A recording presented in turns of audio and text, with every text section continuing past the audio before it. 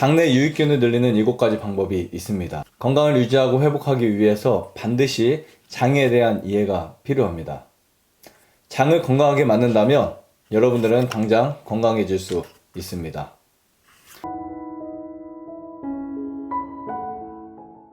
안녕하세요. 방탄원장입니다. 오늘은 유산균보다 장에 좋은 이것 7가지에 대해서 말씀드리겠습니다. 이 7가지를 실천하신다면 여러분들은 건강해질 수 있습니다. 장내 세균은 음식으로 균형이 유지되는데요. 장내 세균의 종류는 500종 이상이고 개수는 100조 이상이라고 말합니다. 거의 신경세포도 1억 개 이상이라고 하는데요.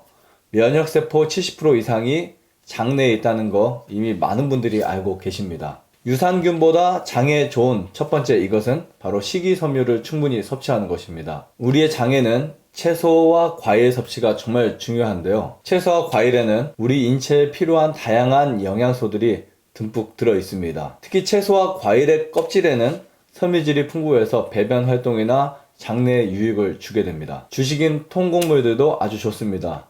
현미, 통밀, 귀리, 콩 등을 섭취하시면 장 건강에 큰 도움을 받을 수 있습니다. 식이섬유는 유익균의 좋은 먹이가 되기 때문에 반드시 건강을 위해서 섭취해 주시는 것이 원칙이라고 생각합니다. 두 번째는 아침 식사하는 것입니다. 장내 세균도 리듬이 있는데요. 아침을 거르게 되면 유익균들이 제대로 활성화되지 못하기 때문에 좋지 않습니다. 그래서 인체의 소화력이 가장 좋을 때, 그리고 소화효소의 질이 가장 좋을 때, 소화효소의 양이 가장 충분할 때 식사를 하게 되면 큰 도움이 됩니다. 아침 식사를 거르게 되면 의욕도 떨어지고 장 운동에도 영향을 미치게 됩니다. 그래서 꼭 아침 식사를 하셔야 합니다. 세 번째는 저작의 중요성입니다. 어쩌면 장내에 좋은 환경을 만드는 정말 중요한 부분이라고 볼 수 있는 것이 저작, 즉 씹는 것인데요. 아무리 좋은 음식을 섭취한다 하더라도 음식물을 잘 씹어 먹지 않으면 장내 유익균이 활성화되지 못하고 맙니다. 제대로 씹지 않은 경우 음식은 소화에 부담이 되고 영양에도 문제가 됩니다. 소화되지 않은 음식물들은 장내에 유익한 균들을 만들지 못하는 것 뿐만이 아니라 다량의 가스를 유발하기 때문에 속이 더부룩하거나 방귀가 나오게 됩니다. 네 번째는 배를 따뜻하게 해주는 것이 정말 중요합니다. 물론 열이 장에서 만들어지기도 하지만 잘못된 식습관으로 인해 혈액순환이 잘 안되고 손발이 차갑거나 배가 찬 분들은 정상적인 소화작용이 일어나지 않습니다. 배가 따뜻하면 장내 유익균이 늘어나는 데 도움이 되기 때문에 너무 배가 찬 경우에는 핫팩이나 이게 따뜻한 것을 이 배에 당분간 사용해주면 아주 좋습니다. 단 습관이 되지 않도록 또 몸이 너무 의지하지 않도록 주의해 주셔야 합니다. 그 다음에 또 할 수 있는 건 찬 음식을 피하는 건데요. 이 문제를 해결하기 위해서 찬 음식도 굉장히 좋지 않습니다. 배가 차게 만드는데 찬 음식은 아주 큰 역할을 하기 때문에 가급적 찬 음식을 사용하지 않는 것을 원칙으로 합니다.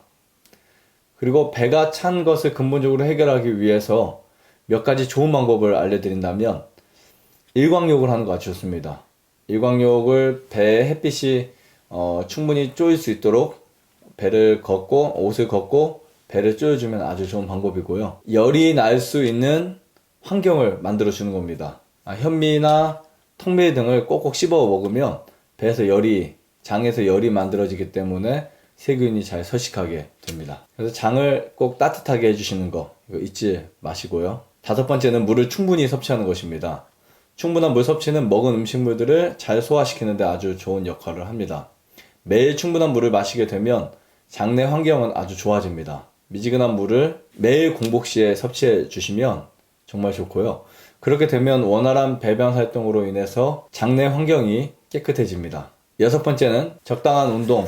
이 적당한 운동 역시 장에 아주 큰 도움이 된다는 거 모두 다 알고 계실 것입니다.